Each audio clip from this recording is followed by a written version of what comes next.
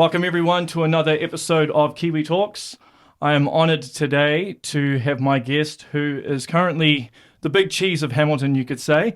He is the Mayor of Hamilton currently. Andrew King, how you doing?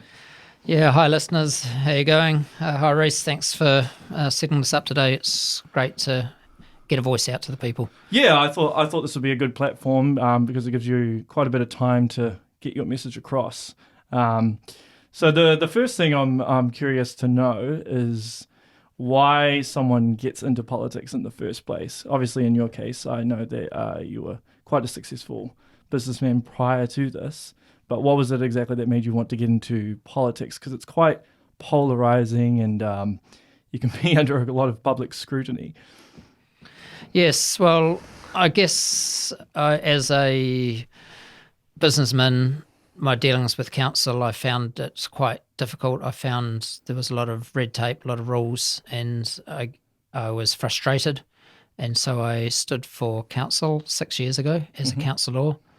I got in as a councillor, and then as the term went on, I was not comfortable about the way that I saw things being run from a political level, from the leadership at the time.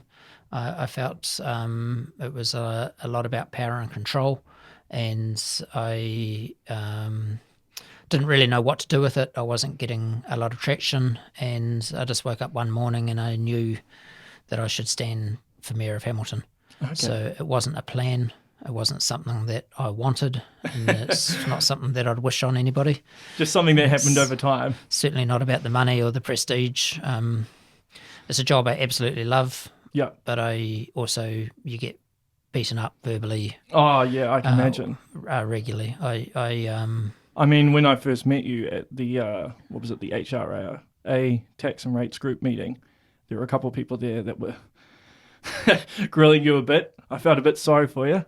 Yeah, I don't mind the grilling, but it can get upsetting if things are being said that aren't true, or if there's an article in the paper and in the fine print it says what I really said, but the headline leads people to jump to a conclusion, so they're premeditated before they start reading the article, or they don't even read the article and just go off the headline. So those kind of things are frustrating, but I try not to read a lot of social media. And well, yeah, I've seen some of the comments, and I'm like, I mean, I get criticised for this podcast, so I have a kind of idea, but I think it's a bit different when you're in politics, because people hold account to account your life. They blame you if something goes wrong, which is not necessarily right.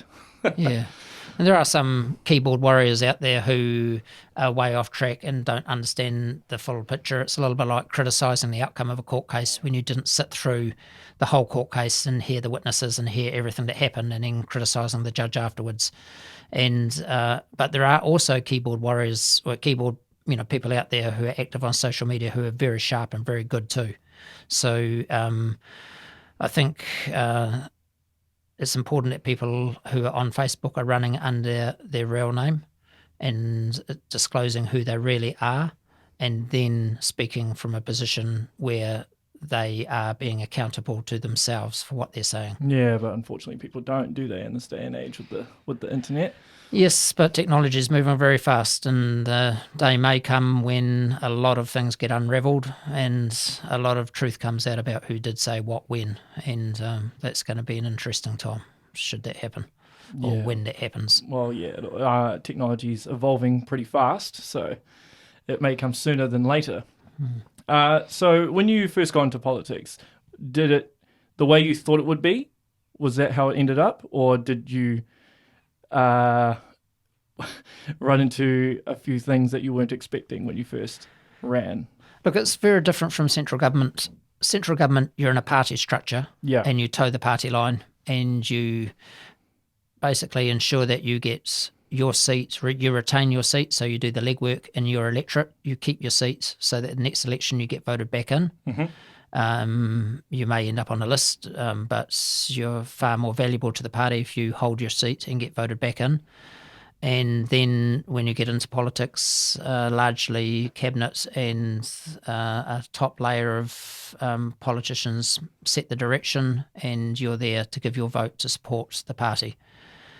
and if you do anything wrong, the party can sanction you. In local government, in Hamilton, Kirikiriroa, we've got 13 elected members. The mayor, who's voted by the people, plus 12 members, 6 on either side of the river, 6 in the West Ward and 6 in the East Ward. So 13 people total, and each person is an individual. So in effect, it's like there's 13 parties.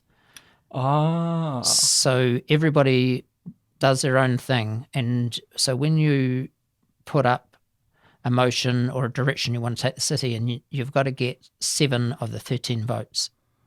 Right. And so it's like running government with 13 different parties. And it makes very interesting. Now, obviously, some people align with other people on different issues and possibly not on other issues. And there's some people who will naturally join with others because they're aligned in their values and what they want and how they see it. But that's not always the case. So on every vote, you've got to get 7 votes through.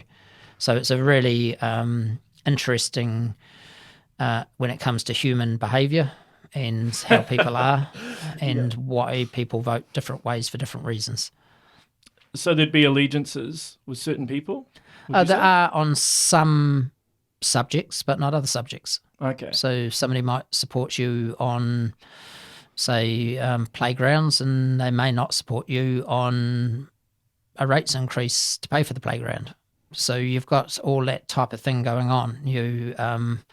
Some people, all they want to do is support business, and they don't have a heart for the people they see that by supporting business that is doing what's right for the people. Other people see the well-beings and things like the environment and looking after people and that type of thing as being important, and they're prepared to spend money on those things. So everybody's different, and everybody has a different things that they're comfortable supporting or not. That sounds like it would get pretty frustrating, though, if there's a particular interest that you want to put through policy in terms of a policy, but people just keep saying no.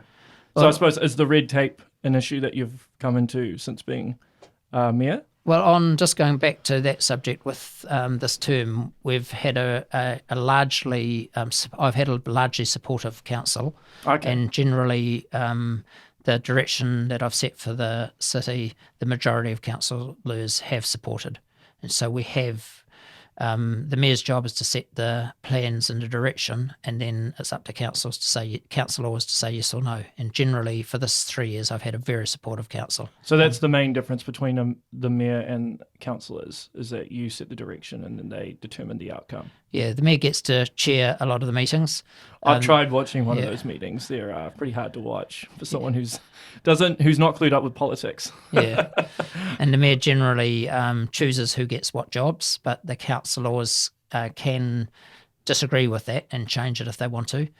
And then the mayor sets the big plans like the 10-year plan and the annual plan. He sets those preliminary, and then councillors can come in afterwards and make changes to that as well, or include or exclude things from it. Right. So generally what I'm saying is during this 3 years, I've had a very united and supportive council of the things that I've wanted to do for the city. That's good. But just red tape wasn't one of them that you were able to push through? Oh, well, the red tape, we have got a long way on that. We have, I would have liked a full review of the district plan. The district plan, to me, makes it very difficult for people to do business in Hamilton. There's a lot of rules that don't need to be there. There's some rules that do need to be there to protect your neighbour or to protect people, but there's some rules that don't need to be there. Why are they there? Well, that's why I think that our district plan needs reviewing. I think it's far too rules-based. You can protect the neighbour without having it so rules-based that it makes it very difficult for people to do things. But it's got to be there for both sides, for the neighbour and the person who's doing the development.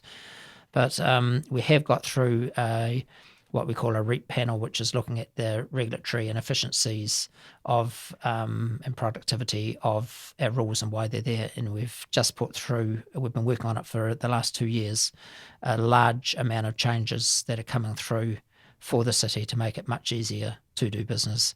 and to encourage density and to encourage our city to develop and make it easy. We've got a big problem in Hamilton. We're very restrained by our boundaries. Yeah. Hamilton's the fourth largest city in New Zealand by population, Yeah. but we're the third smallest by area. So the only cities in Hamilton in New Zealand that are smaller than Kirikiriroa are Kaurau, that has 8,000 people, and Napier, that has 80,000 people. Hamilton has 170,000 people, but we're the third smallest by land size. So because of that, the interesting thing about it, with 170,000 that live in Hamilton, we have another 130 outside our boundaries that come in and out of Hamilton for business, for education, for work, or for entertainment. And so if you combine that 130 with the 170 that are here, and the infrastructure and the amenities that we have to supply, it's for over 300,000 people. That puts us up there at a similar size to Christchurch, which puts us up there close to being second equal with Christchurch in population size. When you go to Christchurch, you get in your car, you drive for half an hour in any direction in the country, you're still inside the council boundaries of Christchurch Council. In Hamilton, 6 kilometres from anywhere from the council building in any direction as a crow flies, you're outside of our boundaries. As soon as you hit the country in Hamilton, you're generally outside of our boundaries. So why is that? It's just the way it was set up a long time ago. And obviously our neighbours don't want to give up any of their land because that's their rates base and that's how they fund what they're doing. We are talking to our neighbours and we will make progress in this area. And we do have land for our immediate needs, but I believe that we need to be planning Hamilton for 100 years. And to plan Hamilton for 100 years, we need to know what land's coming in so that we can plan it. And we also need to know that land that's coming in, when it's been subdivided, has does not run off septic tanks, has a proper water supply, gets rid of the wastewater properly, not through a septic tank system, has footpaths in, has lampposts in, so that it can be urbanised easily.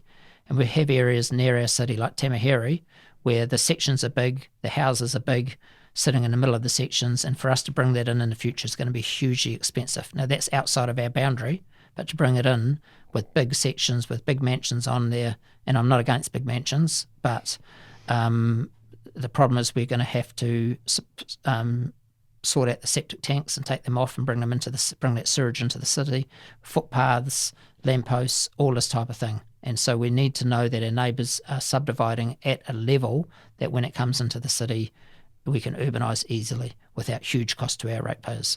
Is there a way to build up though, as opposed to out? Yes, well, we're doing that. Hamilton's got the highest density of any area in New Zealand. So our density is 1,500 people per square kilometre. Now, there's no other city or territorial authority in New Zealand that has over 1,000 people per square kilometre. So Auckland has less than 1,000 people per square kilometre. Hamilton has 1,500. We have done hugely on infill and density. We're allowing under the new REAP rules that are coming through for buildings in town to be able to go in the CBD to go as high as people can afford to take them. It's very expensive in Hamilton to go tall because the ground's so fertile underneath that you have to dig down a long way to get to a hard base. And even then, there isn't really a hard base there. So it gets very expensive as you go more than about 6 floors. But if people want to go more than 6 floors and it works out economically for them and they're not causing undue stress on the environment around it, so it's a positive overall for the environment, well, why wouldn't we let them go higher? Why wouldn't we let someone go 100 stories high? I mean, no one is in Hamilton because you can't, because you're restricted by the fertile ground, but in the soft ground that's under the city. But so we're letting buildings go higher. We want to encourage higher density and more apartment living in town, but we also are encouraging density outside of the CBD as well. Okay. Oh, that's interesting. So this brings us to a big issue of how do we expand our boundaries in a way that where we aren't at war with our neighbours to do it, where our neighbours are comfortable to let land come to us and not to subdivide in a way that would cause us problems at a later date. And we're talking with both Waipa and Waikato District Council on this, and they're both, the talks are, I believe, will be fruitful, and the talks are they're comfortable talks that are happening with their neighbours. Yeah. Okay, because you guys would have collaborated recently with the Hamilton to Auckland train, wouldn't you? That was largely driven from, well, firstly, before this government got in, they proposed that they would change transport in New Zealand and bring more trains in online, and they indicated that the Hamilton to Auckland train would be a high priority. Our council grabbed that with both hands. One councillor in particular, Councillor Dave McPherson, has been around for a long time. He really pushed hard. He got a report together and working closely with Waikato Regional Council, which is the council that's over the whole lot, who look after the public transport. We got the paper together. We worked closely with Minister Full Twyford, who was very cooperative and really helped to get this through as well. And central government gave our city to set the train up $65 million. Now, I would never, and our city could never have afforded to do that from ratepayer money from 170,000 people, but to get central government support for that out of a budget that central government had, we grabbed it with both hands. If we hadn't taken that money for that train to Auckland, that money would have probably gone elsewhere. And we've taken that money, and very proud of Councillor Dave McPherson for what he's done on this, for Regional Council for the work they've done, and also particularly Minister Twyford, who's works very closely with Hamilton City Council on different projects that we're working on. I've talked about this before with some other guests on the podcast, but I mean, I like the idea of the train, but I'm still cautious as to, well, at least initially, because I don't feel it benefits Hamilton or Auckland. It kind of benefits the towns. Would you agree with that? Or well, no, look, it's not stopping at many towns. It's just near Wahia and Huntly, isn't it? Yeah, it starts at Frankton. We're setting up a second station with a park and ride in behind the base, with a bridge going over into the base, with parking there, and with a bus stop there, so people can come in by bus to catch a train, or they can drive their car and park it at the park and ride and catch a train to Auckland. There'll be 2 services each morning, and there'll be 2 services coming back each night. So it's not a huge service. It's the trains have been fitted out to a very high level. We've got 3 locomotives been fully reconditioned, so we've got a spare locomotive if we have a breakdown. We've also got spare carriages. The carriages have been fully fitted out where you can put your bike or your bag in the same carriage you're sitting in and keep an eye on it. You're going to have a Wi-Fi service. You're going to have a table where you can work on your computer on the way up and the way down, or read or do whatever other office work you need to do. There'll be a coffee muffin service, and there'll be a bar service. So we're trying to make it comfortable for people. Yes, it is going to take a long time. It's going to take 2 hours. Yes, it's only going from Hamilton to Peacocke. At Peacocke, you'll have to change and get onto the network to get into Auckland, but those trains leave for central Auckland and into Auckland about every 15 minutes. So we know that it does take a long time, but we also know that a lot of people are on their laptops and doing paperwork for around about a half of their day every day. So what a way to go. You get on a train, you go up to Auckland, you have your breakfast on the way up, you do your work, you prepare for your meeting, you go to your meeting, and you come back again, and again you've got time to catch up on your work. So you'll have to make sure then that the Wi-Fi is very stable. Yes, and that will be a challenge with a moving train. This is expected to open in a year's time, so it's not far away. Just what people need to be aware of is this is a start, not the end. Yeah, that's right. You can't. Yes, it's being pulled by a dirty old diesel. It will need to be electrified. Yes, the lines will need to be made faster with time. It may be that this just becomes the bread run, like the milk run train, and eventually a fast train gets put in. Yes, that will cost billions of dollars. And but if we've got a government who's prepared to think and talk and start working towards these kind of benefits for Hamilton, it will be hugely beneficial to Hamilton in the long run with this type of improved service with time. But we've got to start somewhere, and we're hugely grateful to this government for putting up the $65 million to enable this to happen. In terms of other projects that are happening within the city, what's happening with the Waikato Regional Theatre? Because I remember reading somewhere that it was supposed to start being constructed in April. Look, it's We've there's about $50 million worth of pledges towards the theatre already. We're waiting for the government, who we've asking for them to put $15 million in. That could be announced any day through the Shane Jones Fund. And we believe that this would have huge benefits for our region. It is a regional theatre, and I'm very quite sure that that money will come through. And once all the money has been locked down, then the theatre will start. But it'll be, we don't want to start until that last $15 million, $16 million from central government does come through. Do you have any idea of around about what? Any day, and things have moved forward to a point where we're not sitting around waiting. There's a lot of planning, a lot of engineers' reports, a lot that's going on while we wait for that money. Okay. And what about, because I saw a Ferrybank, is it? Ferrybank and the Riverbank plan? Because that was the concept for it. Wasn't it done in 2016? Well, what I'd like to see is all the way, we put a new park in opposite the end of Collingwood Street, which is a beautiful park that cascades down onto the river, where you can sit there, views up and down the river. There's nothing blocking your view. There's seats there where you can sit. There's a place for concerts, and the moon comes up over that river. It looks absolutely stunning. You've got Duck Island ice cream right there next door where you can buy an ice cream. Yeah, it looks great. Yeah. Go and sit down there and eat it. Well, my vision is to see from there all the way down to the new theatre, that whole city block, that the council buys that and develops that as a park, and opens that up to the city, and that will connect then the commerce that happens in our city with the river. I see there are a couple of protected buildings in there. We'll save those facades and just put a fantastic park in behind there. So the council has bought the next 4 buildings next to the park that's there, so that we're in control of those buildings. And there's another lot of buildings between those and the theatre that we still need to buy that aren't for sale yet.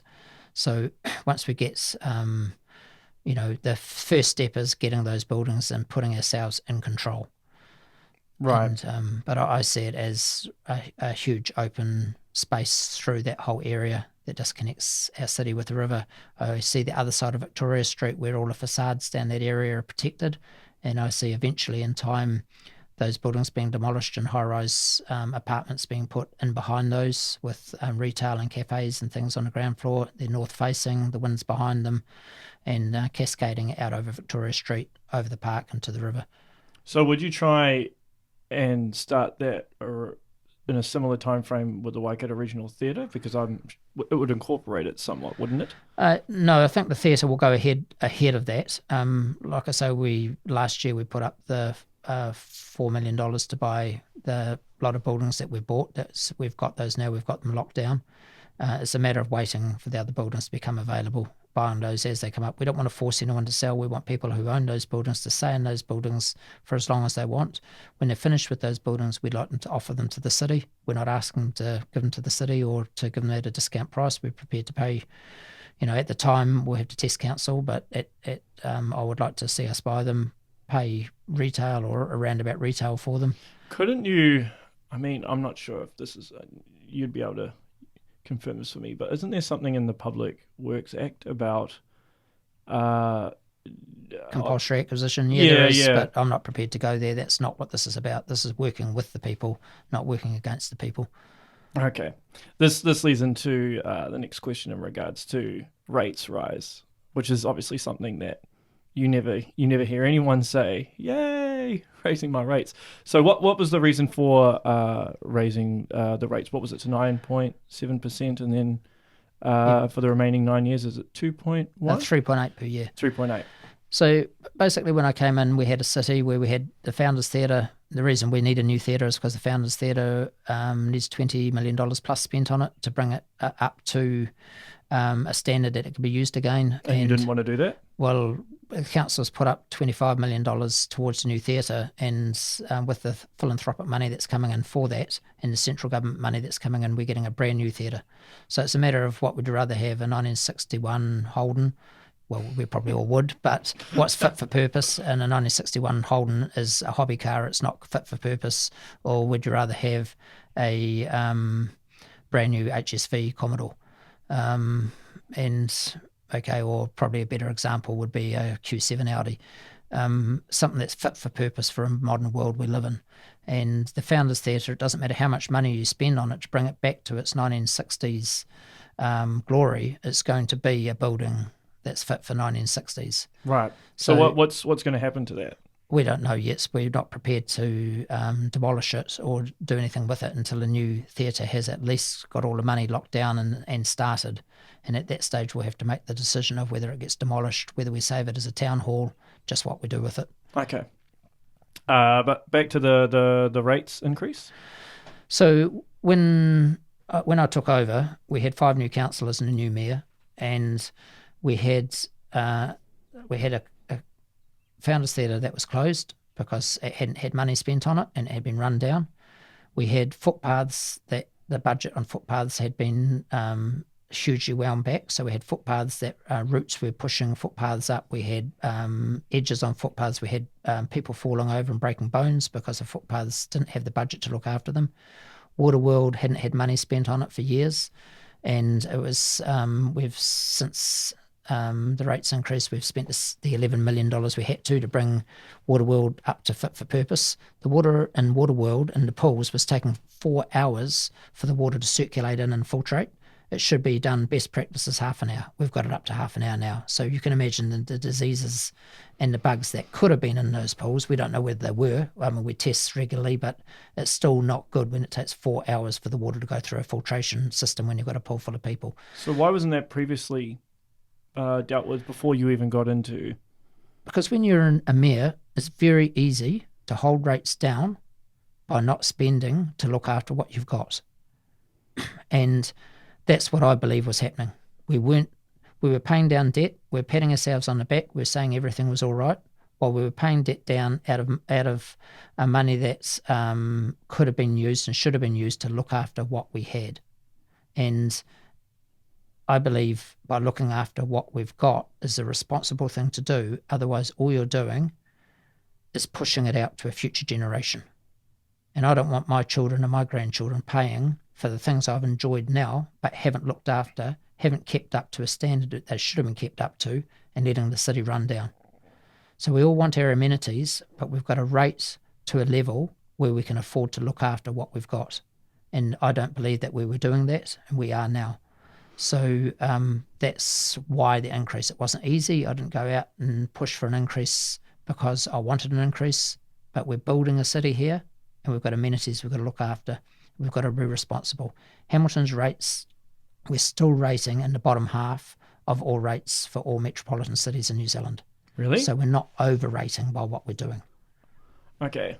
I'd imagine, though, the rebuttal or the argument would be because the Claudelands Event Centre, I've heard that that's losing a lot of money per year.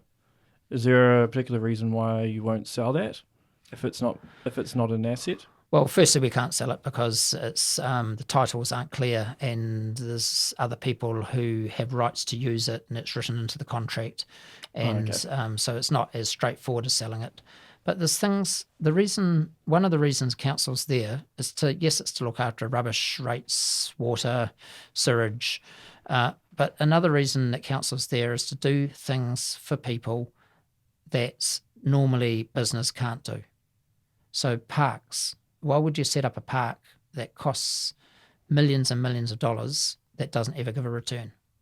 You do it because you want your people to have good quality of life. Theatres, buses, the different things that we do are things that don't make economic sense in some cases, but they're things that we do.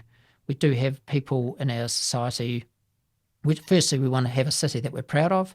Secondly, we have vulnerable people in our city. And sometimes we do things to look after the vulnerable. That's a part of how we are. It's a part of the democratic structure that we work under.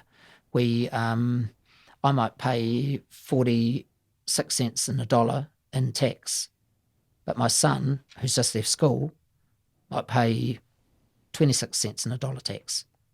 Now, is that fair? On the surface, it doesn't seem like it's fair, but it's set up like that because I'm earning a lot more than my son. So they're taking from me to help pay for the others. And otherwise we'd have a flat tax rate. And it's the same with rates. It's the same with the way that we spend our money. Yes, you might be a family that has 2 cars and you don't need to use the buses, but there's other families in suburbs in Hamilton who can't afford 1 car, and the way they get around is buses. And buses, I believe, are a good thing on multiple levels. They're good for the environment. We need to get people using the buses, and buses are subsidised by central government. They pay 1/3. The people who use the buses pay 1/3, and the other 1/3 comes from the ratepayer. But if we can fill our buses up and incentivise people to use our buses, which are driving around empty at the moment, why wouldn't you? So why do you think that they are empty? Well, what we've done right now is we've taken off the charges for buses on Saturdays, Sundays and public holidays for anyone who's 18 or under. And what we want to do is we want to encourage, those buses are driving around empty, we want to encourage them to get filled up. We want to retrain our kids and have our kids trained so that their first port of call is getting on the bus, not getting in the car. Right. Okay, and there was 4 pillars traditionally for central government. There was education, there was law and order, there was health, and there was the books, looking after our finances. But there's now a 5th pillar, and that's looking after our environment. Yeah. And that's come up very fast, and we've got a lot of young people who feel very strongly about it, and we need to be listening to what's emerging. And part of that is public transport.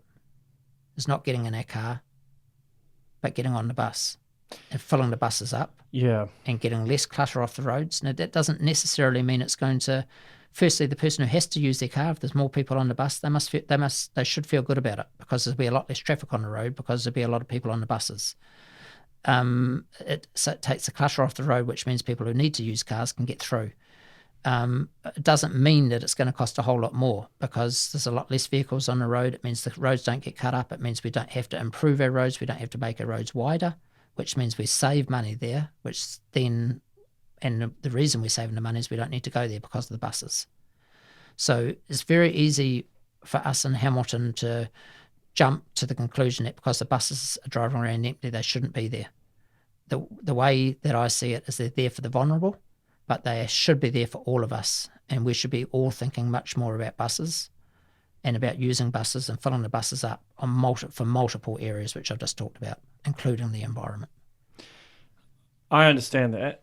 I mean, I'm from Auckland, so I see the dilemma in buses, because if it takes too long to get somewhere, let's use peak hour, for example, right? The traffic gets reasonably bad here during peak hour, but I don't see that many bus lanes around the city. So if someone's driving versus a bus, it's going to take a longer duration on a bus as opposed to a car, which I think some people don't like, particularly if they're very anal about time. Is there anything in place to, I mean, because you're probably limited in terms of the roading that's already there, in terms of making more bus lanes available so people can get into the city easier? Yeah, but what comes first? Filling the buses up and making buses, extending out the free bus service even further than what we have to encourage more and more people to use buses. So how far does it go? How far will the bus extend out? Is this out to Morrinsville? No, this is in Hamilton City. Just within Hamilton because City? That's where our rate space is. Okay, so we that can't makes sense. Subsidise people to be going outside of the city. Yeah, that's fair enough. So the question really is, what comes first, putting bus lanes in or getting people on the buses? Mm-hmm. The way I feel is make the bus service regular, make the bus service cheap or free. And if you have a free service and you've got people on the buses, you're going to then have a lot less cars on the road. You're going to declutter the roads, but you're also then going to set yourselves up where you can put bus lanes in. When you put bus lanes in, you lose parking on the sides of the road. And if you do it any other way, it's hugely expensive. But to take away that parking, you need to have incentivised people to go on the buses in the first place. I believe I get a lot of pushback on the environment issue, and I believe I don't believe in signing documents and bits of paper that are basically worthless and don't say anything. Well, they say basically let's sort out the environment, but it's easy to sign a bit of paper to get the greenies off your back and then you don't do anything about it. I'd rather be a mayor who doesn't sign a bit of paper and actually does constructive things to help the environment. And that's what this council's doing. We're starting it with the buses in a small way, making it free in the weekend, but can it be extended out to make buses free for everybody all the time? I believe it can. And I believe that if we do that, it's not going to cost the ratepayer a lot more for the reasons I've already said. And I believe at that stage, then you'll start looking at your bus lanes and prioritising buses so that when the person's there in their car and they see the bus come through in a bus lane on the inside, like we do at the moment in Auckland, on the Auckland motorway system on the North Shore, where the buses come through and get into town in 15 minutes. And if you're in your car, it takes you an hour and 15 minutes. Yeah. So, and then that incentivise people more and more to leave the car at home and use public transport. This feeds into the environment argument as well. So there's a whole lot of reasons here. This is a difficult area. It's an area that I've spent a lot of time thinking about, and I believe I can't understand why buses wouldn't be free for all. And you make them free for all, then more and more people are going to use them. Then the frequency of the services will increase. We have to spend less on our roads. We're helping the environment. But we still allow, this isn't about shutting people down from using their car. This will only help those who want to continue to use their car because there'll be a lot less people on the roads. Would you ever incorporate, say, a ferry on the river? Look, it's a very expensive form of transport. One day I believe there will be water ferries on the river, but remember we are a population of 170,000 people. No, we're not, say Chengdu, our sister city in China, 16 million people in Chengdu. Yeah, okay, that's fair enough. In regards to Peacocke, because you've been given a 10-year interest-free loan? Yeah, so we're very proud of that. We've this council went to central government, talked with ministers, built relationships with firstly the national government, and then they agreed and they didn't sign off, and then Labor got in and they saw the vision and they honoured the agreement. So it's $180 million of interest-free money for 10 years. That has a value of around about $70 million in interest that we don't have to pay. As well as that, they put $110 million into roading subsidies, which we wouldn't have got had we done the subdivision in another part of town. And as well as that, there was another $18 million for a flyover to get in there over Cobham Drive. And so if you add all of those up, plus the train to Auckland, which was another $75 million, this council has got around about $250 million of central government funding that we don't have to pay back. Now, we do have to pay back. Well, you do have to pay back. No, the $180 million is the benefit we don't have to pay back. So we have to pay back the $280 million here. There's $180 million of cash that we've got we have to pay back over 10 years. Okay. But the benefit from that's the $70,000, plus on top of that, the $110,000 in roading subsidies that the government's given us we don't have to pay back, plus on top of that the $18 million for the flyover over Cobham Drive, plus on top of that the $65 million they've given us to set the train up to Auckland. So that means for the Hamilton Kirikiriroa, there's been $250 million of benefit to the city we don't have to pay back. And that's never happened in the history of the city that we're aware of before. And it all comes from a relationship. And if there's anybody here who's listening who's either interested in business, for not-for-profit, or family situations, or an employee, relationship is highly, highly valued. I believe that relationship is how trade is done. Now, yes, your product has to be good, but that's only half of it. The other half comes from people liking who you are, liking your values, buying into your value systems, and then supporting you. And so relationships are very highly ranked in how I operate. Now, with hand in hand with relationship is a sister to relationship, and she's called trust. And it doesn't matter how strong your relationship is, if you break the trust, it's all over. So the two go hand in hand. So I am so proud of this council for what we've done with central government and the benefit that central government has seen in the huge what Hamilton, Kirikiriroa and this region can do for this part of New Zealand and for the overall New Zealand economy. Yeah, that's interesting. In regards to Peacocke, because I see in Rototuna and Flagstaff, there's already quite a bit of traffic congestion in the morning, mostly because I think there's just a lot of two-lane roads, such as Thomas Road, Thomas Road and Resolution Drive. Is there anything in place within Peacocke to avoid that happening there eventually over time? Look, Peacocke will be a fully planned subdivision.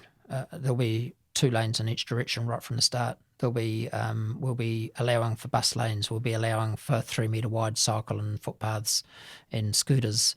So it's being planned in a way that we believe, and the width of the road doesn't have any barriers on it, so that as things change and needs change, we can move lanes around. So it may be that we have 1 lane out in each direction and a bus lane out in each direction to start with. It may be, okay. But we can change it because we'll have that flexibility, because there'll be no, as part of the engineering of the bridge, there'll be no barriers that would stop us doing what we want in the future.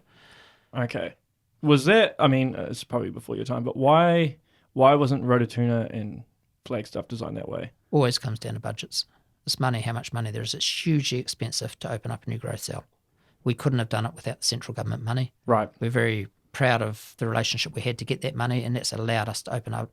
Peacocke has been promised to our city for 30 years. It's been talked about for over 30 years. And this council has opened up Peacocke. It's a huge job.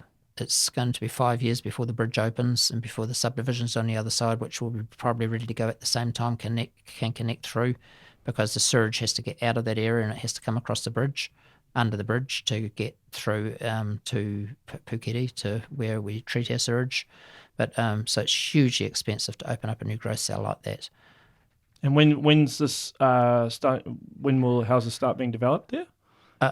In Peacocke? 5 years, the bridge will be open and the first subdivisions will be ready for people to move into. So the 2 will go hand in hand. Okay. Because the developers will want to get their first 1,000-lot subdivision away, which they're already planning and already working on.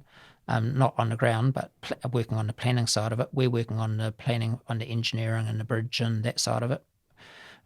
We've got our money all lined up, so we're ready to go. That won't trip us up. So everything's ready to go. It's just a matter of getting the bridge across while they can start their subdivisions ahead of time. So when the bridge is finished, people can move into their houses. I've got an interesting question for you, because this is quite recent, but I'm not sure if you know. But so Amazon just recently confirmed that they're going to be shooting the Lord of the Rings television series here for $1.5 billion. I'm not sure if you know that or not. Right. And they're building studios in Auckland and Queenstown. Is there any way Hamilton might be able to capitalise on that, considering that Matamata is 40 minutes from here? Look, I believe this is probably high-level talks here with government, because there'll be tax issues and tax subsidies and all sorts of things here, I would have thought.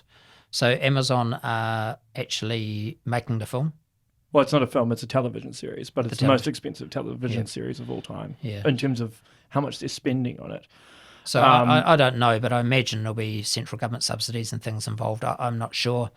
But no, we haven't talked to Amazon directly. Yeah, well, I did read in stuff, I think a year or 2 ago, about yourself and Angela talking, this is a different part of Amazon, but wanting Amazon's, if they were to set up here in New Zealand, that you wanted to pitch them putting their factory here in Hamilton. Is that right? Well, I think for the size of what Amazon would want, I doubt we'd have the land available because of our constrained boundaries in the first place. Right. So, but no, we haven't been approached by Amazon, and yes, a year ago, efforts may have been made to contact them, but there has been no direct communication with the board of Amazon or the CEO of Amazon on this matter. And in regards to tourism, because currently Hamilton's not really seen as a tourist destination, is it? It's mainly for the Hamilton Gardens, and people either venture to the Waitomo Caves or they venture to Hobbiton. Is there anything do you think, well, is there anything in the future that could probably bring more tourists to this city? Because it seems to be bypassed a lot. Yes, it is. I mean, we're an inland city. Hamilton Gardens are fantastic. A lot of people come here for those. And if anyone's listening who hasn't been to Hamilton Gardens, especially the inner theme gardens, you must go. They were voted one of the best gardens in the world a couple of years ago. Yeah, and they really are fantastic. And we're spending a lot more money on those, making them even better. But Hamilton is an inland city, and it isn't a tourist destination. And I think we just need to get a hedge around that and understand that. But it could be used as a tourist hub. And I believe because from here, and we have had people from overseas who have stayed with us and it's worked really well. A day trip to Rotorua, day trip to Taupo, day trip to Waitomo Caves, a day trip to Hobbiton and then on to Tauranga, day trip up the Coromandel, up Cathedral Cove, do the train trip, a day trip up to Auckland, and then fly out of here down to Queenstown or Christchurch and well, probably Queenstown's the better choice, and get a feel for the South Island. A couple of ideas. We looked at whether a bungee platform could be set off the new bridge. Yep. We don't think the bridge is high enough for that. Another thought that I've had, and something I'm very keen of, is Waiwhakariki, where we have the planting going on around the lake. I think that area could be pest-proof fenced, and we could put in a kiwi breeding centre in there. And I believe if we did that in a really good way, in a really high-level way, releasing those kiwis into Waiwhakariki, and then from there up into some of the mountains in the area around the Waikato where we know that there's no pests that are going to kill the kiwi, that would... I believe that would bring every busload of tourists, and every tourist who came into Auckland would come straight to Hamilton to look at those kiwi, if we did it properly and did it well. As well as that, it will be educational for our kids.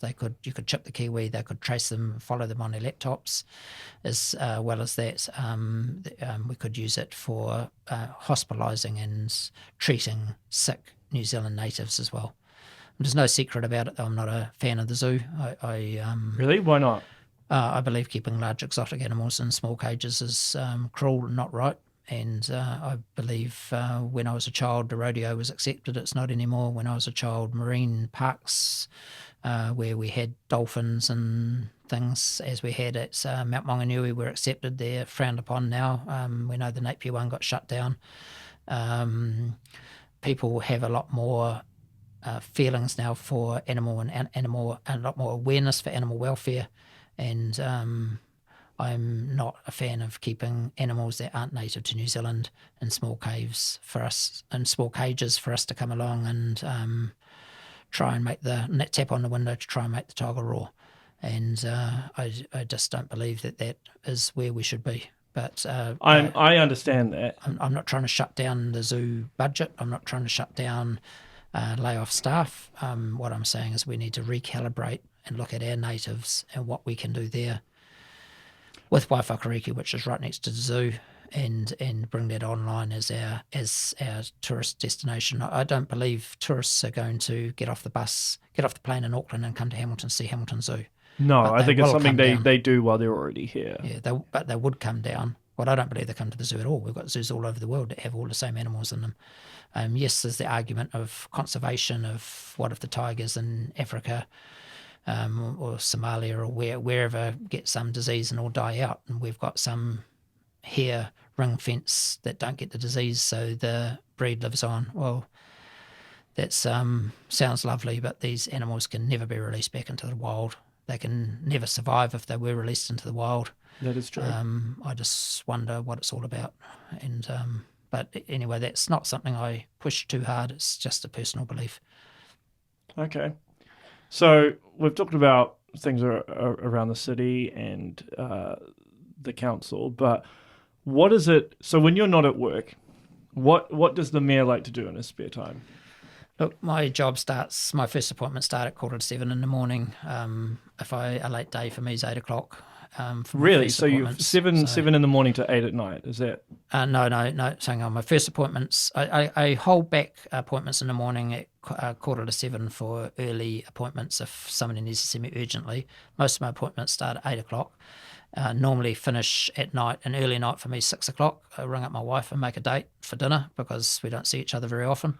And I'm often home at 11 o'clock at night after social events. So part of the job is leadership and setting policies and direction for the city. The other part of the job is kissing babies and cutting ribbons, going to functions, having meals, making speeches, and that goes into the evening. That sounds draining. So yeah, and Saturday, and I try not to work on Sunday, but sometimes on Sunday there's also social events that I really need to be at to represent the city.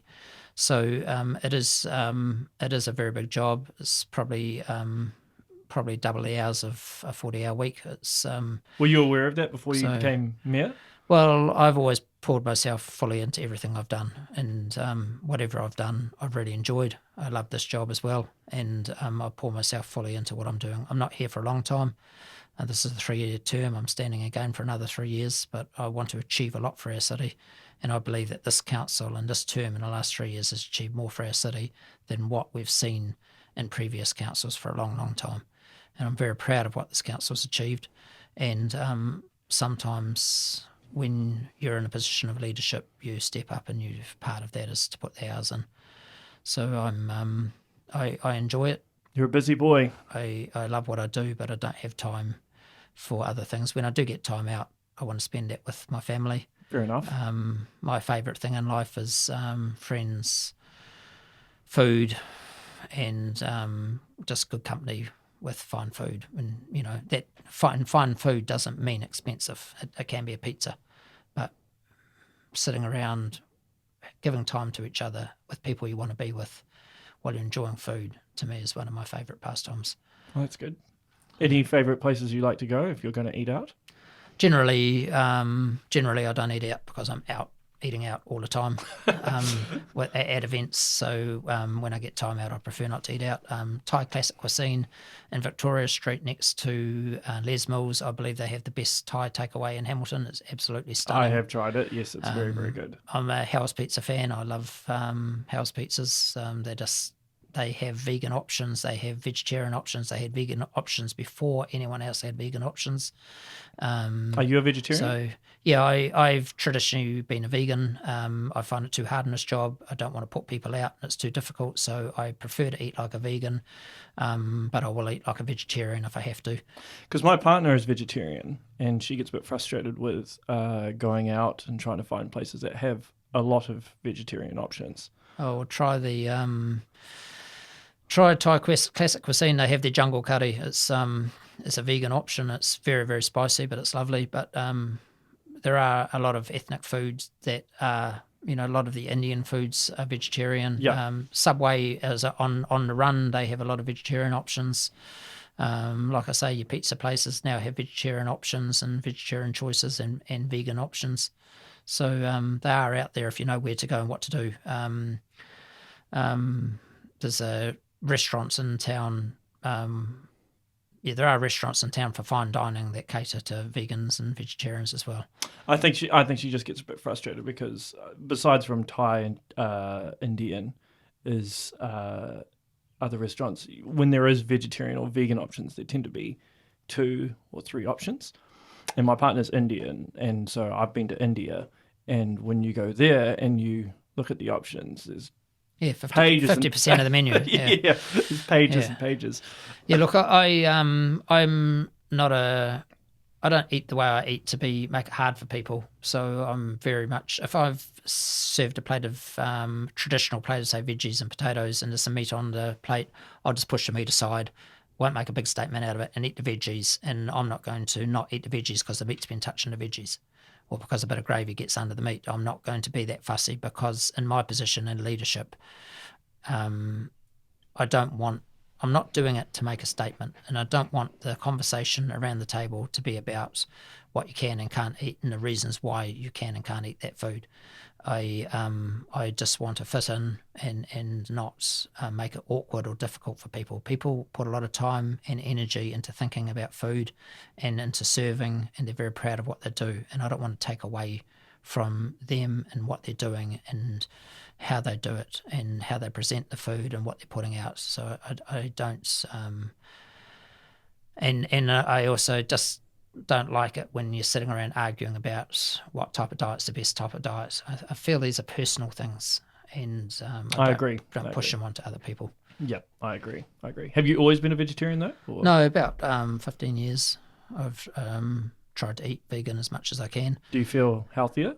I believe it's better for my body, and that's why I eat like that. But once again, I believe it's personal choice. Yeah, and I would never look. I'm the only one in my family who doesn't eat meat.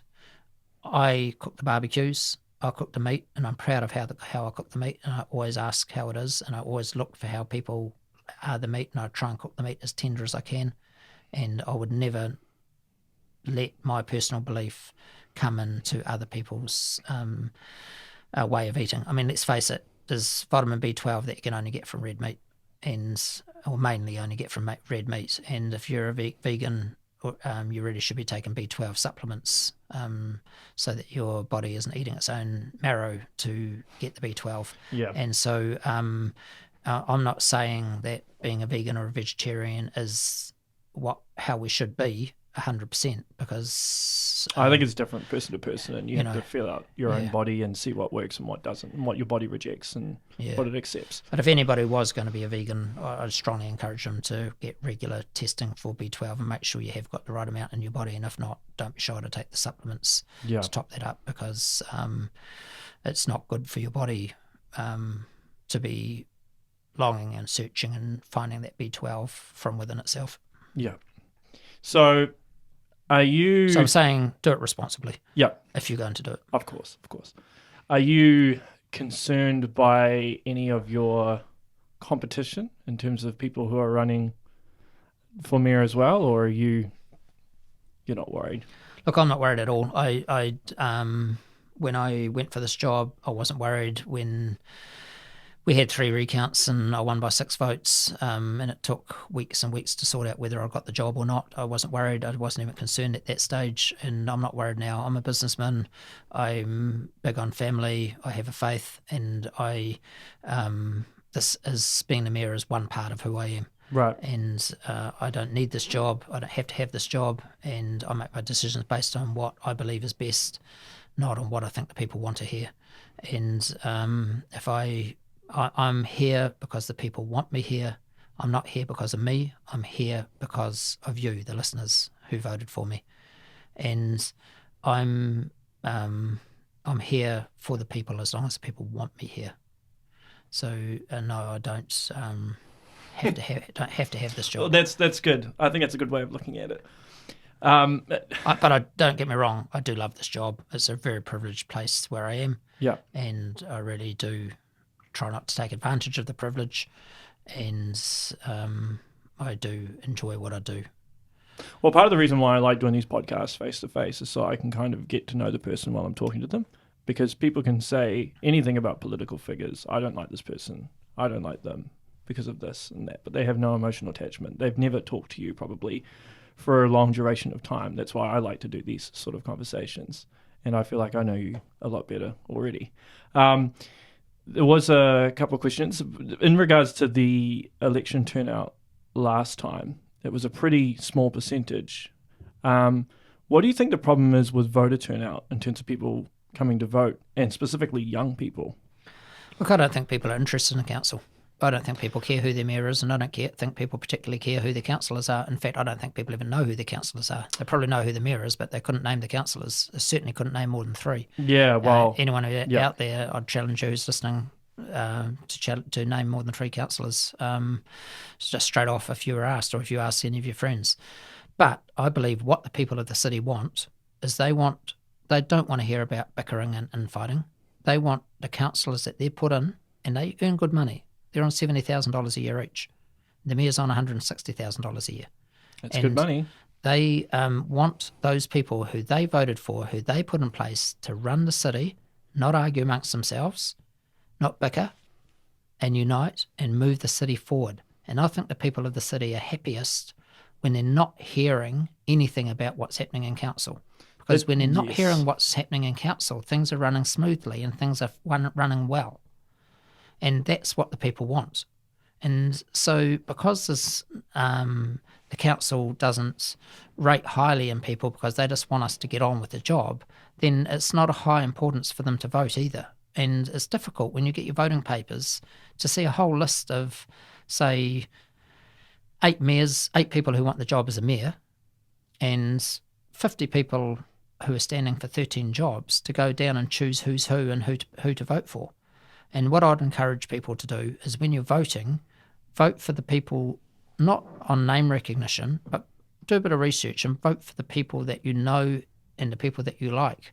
Make appointments to see the people, talk to the people, research the background of the people, and then vote accordingly. And if you don't vote for 13 people, a mayor and, well, in your case, a mayor and 6 people in each ward, so 6 people in your ward, if you can't find 6 people to vote for, don't vote for 6 people. Just vote for there might be 3 that you're comfortable with. But don't vote for the sake of voting. Well, that's what happened with Brexit. But would it ever go digital? Would you ever be able to vote digitally, rather through a computer or through an app? Well, from what I can see with, you mean on online voting? Yeah, well, I had a guy who wants me to go on his radio show to talk about this stuff, and he believes that the council doesn't want young people to vote because, I don't know, that's just some conspiracy or something. He's heard it from somewhere.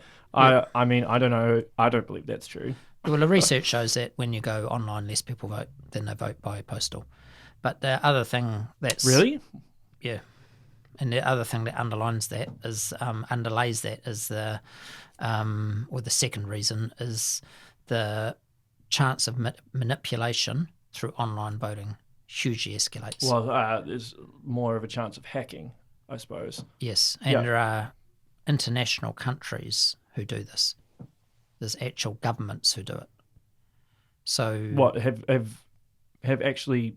Well, no, they are active in the world of hacking and manipulating outcomes. Oh, right, okay. And I think it's far too dangerous to go there. And this isn't about stopping young people from voting. Young people get every opportunity like everyone else to vote. The papers come, they sit in their bedroom, sit on the kitchen table for 3 weeks. All they have to do is tick the boxes, put it in the envelope and put it back in the mailbox. It's not hard. And but online voting does have risks. We looked at it very seriously, but due to the risks involved, our council decided not to go with it. And it had nothing to do with, it was all based around risk. And it wasn't about risk of different people coming in and voting. It was about the risks of getting involved in online voting were just too high. So I don't believe there's any council in New Zealand that's doing online voting this time around. But do you have any bits of advice to how you think you could get more young people interested in voting? I mean, you have kids, so well, I think probably more up with the play than some. yeah. Well, I think what happened in the 1960s with the Jesus movement, with the hippie movement, and with the I think a lot of that was activated through awareness of what governments were doing, particularly in the Vietnam War. And it activated a whole generation of people to become aware politically of what was happening. Since that time, there really hasn't been a war of significance. And I believe that we've got complacent and nobody's really worried too much about politics. But I believe what's changing right now is the environment. And we've got a whole group of young people coming through who are extremely concerned about our futures and about the environment. And I believe that they will become politically active. I believe they will take notice of what's going on with their politicians, and I believe they will begin to vote. And I believe that that's the change that's going to happen. It's not going to happen by what we do to encourage them to vote. It's going to happen because they are going to get interested in what's happening, because they'll understand that politics have a huge effect on the environment, and they're very concerned about the environment. It does involve a lot of research, though. I mean, I'm not really up with the play when it comes to politics, and I probably know more than most. So it's a complex thing to try and convince young people into what they even understand when they're voting. Don't underestimate the power of information and the power of being able to share very quickly I know, and but on a young generation. but it can also be, the information can also be incorrect as well. Yes, but I still trust that young people, I have a high level of trust in this generation that's coming through, that they will sort out right from wrong, and that they will, in all sorts of areas, not just voting, but in all sorts of areas, that they will make the right choices. I believe that's a very aware generation, and yes, they are emotional and they are reactive and they want things very quickly, but I do believe that they have a very high level of justice in right and wrong, and that they will come through and they will actually, their voice will be heard because they will rise up and they will get involved, and it will come from them, not from us. I hope you're right. I do hope you're right. Final question. If you could snap your fingers, how would Hamilton look like to you? If you could snap your fingers and have everything the way you would want it to, what would be the way the city looks? How would you want it to be in terms of, well, everything from infrastructure or I suppose, would you want it to be more like a city like Auckland, or would you want it to be more like a city overseas, or just in terms of the things that you would like to see happen, if you could make them happen overnight? Okay, look, I'm very, very proud of the city and how it is and how it's developed. If there's anything that I could do for the city, I'd have free buses. Yep. I'd have the Central City Park open right up, so that we had a waterfront in Hamilton where we connected the city to the river. I would have, but the big thing would be our boundaries hugely expanded so that we could plan our city for 100 years. And when we can plan our city, at the moment we're getting some perverse outcomes from some of the planning outcomes that we have, and the reason for that is because we haven't got the land. So we're just trying to fill in any bits of land we have got. We're trying to use it for where the biggest demand is. I would like to see us where we knew how much land we had for 100 years, that land was protected, so it didn't start getting misused in the meantime. So it was clear farmland for when we do need it. And then we could start planning Hamilton for 100 years, and we could say, look, all this peat area through here, we're going to leave it for parks and reserves, or for lifestyle blocks, or for royal living, like Tamahere, where people live on half an acre, and they can be serviced by their own septic tank because they're on a big section, and we don't have to worry about pipes in the ground where all the ground moves and it gets ruined. And then there's other areas here where it's good sand soil which we can use for building, and there's other areas over here where we can put our industrial areas. So the biggest thing that I believe that can happen for Hamilton is that we plan our city for 100 years. So another thing I just want to touch on, actually.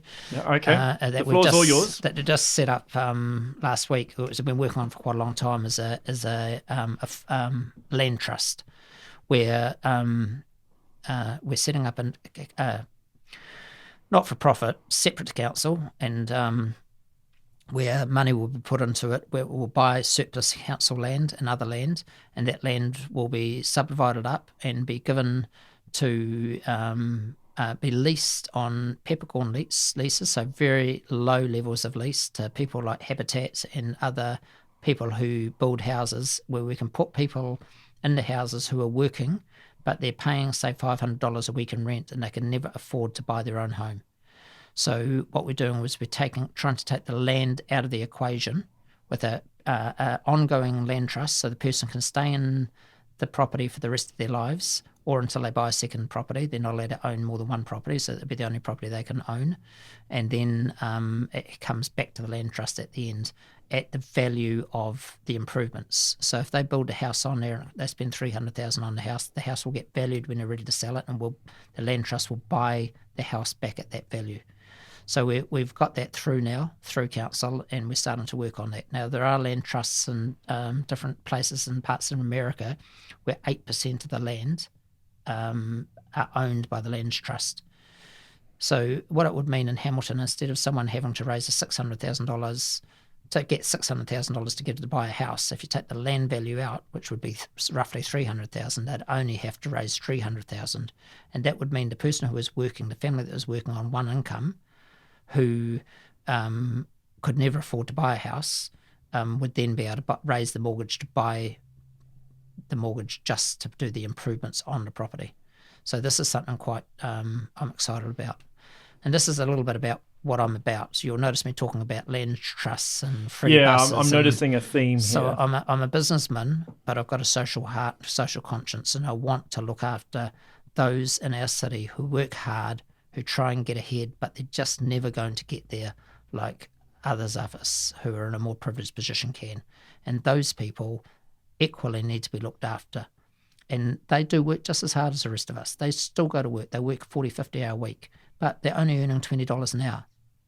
And those people are the ones that are essential. They drive our buses. There's another tier of people who are our nurses, our doctors, and our cleaners, and these people now, and not our doctors, sorry, our nurses and our teachers. Some of those people are on one income for the household. And yes, they might be earning $70,000 a year, but they might have 3 dependents.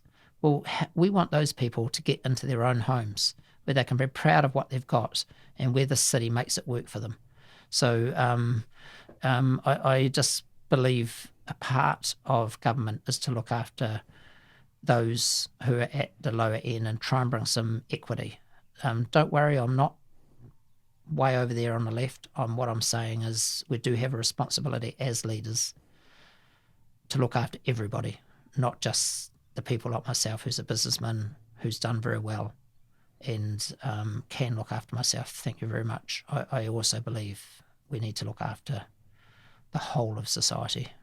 So there are some people out there who are really needy, and we have a responsibility to them, and that's where our parks come in. You know, those who are living in small apartments, they need the parks, they need the playgrounds, they need these other things. And going back to Claudelands, like we talked about before, where we go for our events, yes, it doesn't make financial sense, but it's about making the city a better place to live, a more balanced place to live, a place that we can all be proud to call Hamilton Kirikiri our home, our city. Is there, this just came to my head, in terms of the homeless problem in the CBD, is there anything that can be done in regards to that? But we know there aren't a lot of homeless. We know that the number's not that small. Yes, this is a heart-wrenching subject, and there are some people who are tied up with mental illness and then addictions as well, sometimes one, sometimes both, sometimes neither. But there are people out there who there are a couple of people who choose to sleep on the street. There's normally less than probably maybe another 20 who may live on the streets who if you get thrown out of your home or you've got nowhere to live, you'll end up on the street until we can house you. But we work very closely with Wise's Group and the People's Project in Garden Place. They work closely with all of the different government agencies to bring people through, to give them a wraparound service, to get them into a home. Housing is important. We have to get people into housing. And we can't get people cleaned up and get people into housing or get people into jobs or just get people in balance if they don't have an address and a place for social services to go to address it.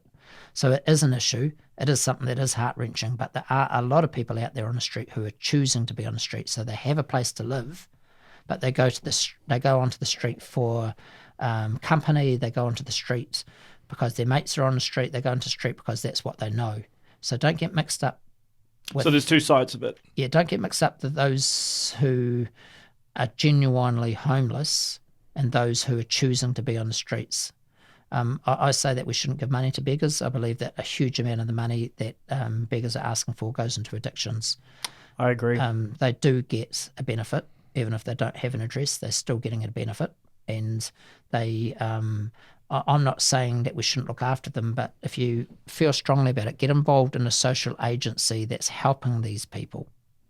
But just don't give them cash, because when you give them cash, I believe this can often be used to feed their addictions, and that's what we don't want, and it encourages them to stay on the street. Is there any plans in place to try and revitalise the CBD? This is obviously a bit before my time, but I was under the understanding prior to the base coming into fruition, that the CBD was quite buzzing and alive, and now all the retail, because it's at the base, everyone goes there. Is there any? I mean, what's your personal thoughts on how to bring more people back into the CBD? Yeah, look, it's we've got 800 staff from the hospital moving into the CBD, into the old farmers building, which is around about to open any time. So Okay. those offices have all been decked out. And next to that, where the old Ebbot Holden are now, that's being fitted out with offices and apartments. Union Square, Yeah, is it? yeah, Yes. that's right. And there's going to be possibly, I understand, up to 20,000 square metres of floor space in there. That's absolutely huge. So there are things happening in the CBD. I believe the CBD is going quite well, but it will never be like it was, and that it's a lot of business now is run through the computer, through home-based businesses. Yeah. A lot of the retail is now in the malls, but the CBD is a place where we come for entertainment, for and for food, and for socializing. So I love the CBD. I love the strip shopping type of complex and feel there is to it. And Well, the Wellington CBD and the Auckland CBD tend to be very much alive and buzzing. That's what I mean in terms of Hamilton. I mean, Hamilton's usually buzzing on Friday and Saturday nights after 11 because they're all down Hood Street. But then you go to the other side and it's just completely deserted. yeah, remember it's a very big CBD, a huge CBD compared with other CBDs. But remember, there's 1.5 million people live in Auckland. Yes, I do know that. Okay, yes, we are a metropolitan but in town. terms of, because Wellington is a couple 100,000 more, isn't it, than Hamilton? Wellington actually isn't that big. A lot of people live outside of the Wellington and come into Wellington for work. But yeah, Wellington is a capital, and capital cities have a lot of privilege. You look at Canberra, you look at New Delhi, you look at different capitals around the world. They're almost I wouldn't call it a false economy, but they're a capital economy, and they have a lot of Washington DC, a lot of privilege that other cities and states in their countries don't have. I remember you saying that you wanted the capital to move here at one point. Oh, I'd love the capital to move here. I mean, here or Nelson would be the other place. To be leaving it in Wellington's ludicrous. It's unstable, and we all know it, and we've been taught that since we were little children. And it's not a matter of if the earthquake comes; it's when the earthquake comes. Yeah. And the loss of life, we just don't want to think about it.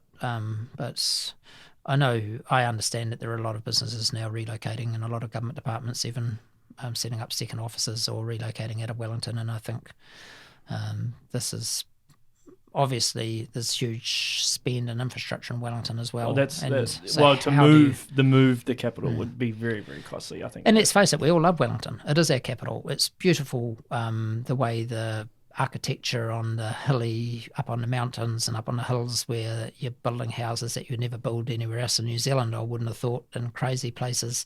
And it's exciting, and Yeah. it's a beautiful harbour, and the airport's there where you hub out of there into anywhere in New Zealand and other parts of the world. And, our museums there and our parliament's there, and there's Winter and Lord of the Rings. And all that's there. yeah. So, we love the place, and I think we all do. But it's just unstable, and long term, I believe it would be wise to move it to Hamilton, of course, Hamilton, Kirikiri. Okay. Yeah. Okay. Well, that I think that's all from me. Was there anything else you wanted to add before I wrap up? No, just to say that I really do love what I do. I feel privileged to be in the position, and I just really do enjoy representing all of you who put me here. Well, look, I'll just say that I appreciate you doing this. I just want to let the listeners and viewers know he had no obligation to come on here and do this. He's a very busy man, so I'm very, very appreciative of the fact that you've taken time out of your day to come here. And put this information out there to the people to take in. So thank you very much. Yep. So Reece Riley and Kiwi Talks, thank you for the opportunity. No worries. All right. Thanks, guys. Until next time. Bye. Love Hamilton.